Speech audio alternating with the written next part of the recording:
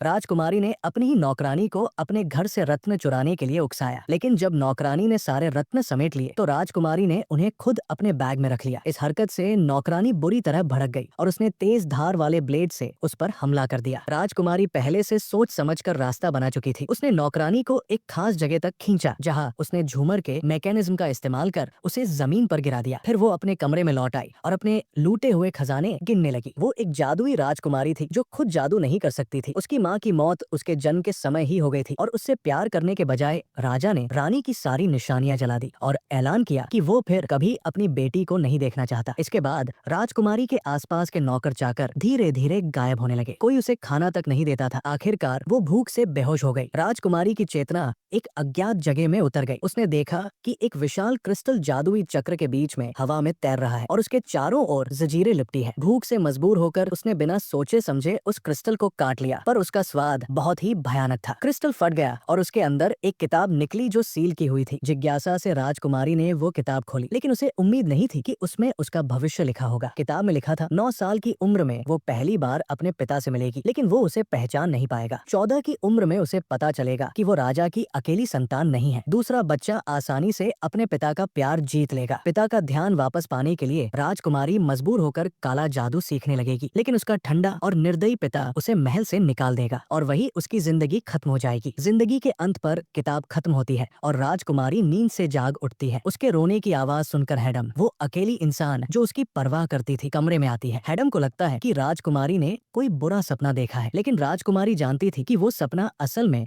भविष्य की सच्चाई थी। 3 साल बीत गए। एक दिन राजकुमारी की मुलाकात एक अजीब व्यवहार वाली नौकरानी से हुई। वो उसे अभिवादन करने गई और नौकरानी डर गई। उसे लगा कि उसकी चोरी पकड़ी गई है, लेकिन जब उसने राजकुमारी के कपड़े देखे तो उसे वो माली की बेटी लगी। उसने उसे बहलाकर कहा कि उसे खजाने वाले कमरे तक ले चले। राजकुमारी ने सचमुच नौकरानी को रसोई के दरवाजे तक ले जाकर इंतजार करने को कहा। कुछ देर बाद एक नौकरानी चॉकलेट की प्लेट लेकर बाहर आई। नौकरानी ने गौर किया कि प्लेट में रखी चॉकलेट्स असल में असली रत्नों से सजी थी। उसे चिंता हुई कि रसोई के पास चोरी करना आसान नहीं होगा, इसलिए राजकुमारी ने सबको दूर भेजने की योजना बनाई। उसने चालाकी से प्लेट ले ली और झूठ बोल दिया कि हैडम को तुरंत इनकी जरूरत है, जिससे सब लोग वहाँ से चले गए। इसके बाद नौकरानी ने रसोई की तलाशी ली, कीमती रत्नों को खोद खोद कर पैक किया, पर उसने नहीं सोचा था कि राजकुमारी उसके सारे रत्न लेकर उसके ही जाल में फंसा देगी। अंत में नौकरानी पकड़ी गई क्योंकि शोर सुनकर पहरेदार वहाँ पहुँच गए। उस रात हैडम अब भी डरी हुई थी। सोच रही थी कि कहीं राजकुमारी को कोई नुकसान न पहुँचा हो, पर उसे ये नहीं पता था कि राजकुमारी पहले से जानती थी कि उसी रात गश्त के दौरान वो नौकरानी को चोरी करते देखेगी और फिर नौकरानी उसे मार देगी। इसलिए राजकुमारी ने ये सब पहले से योजना बनाकर किया और सफलतापूर्वक खुद को बचा लिया।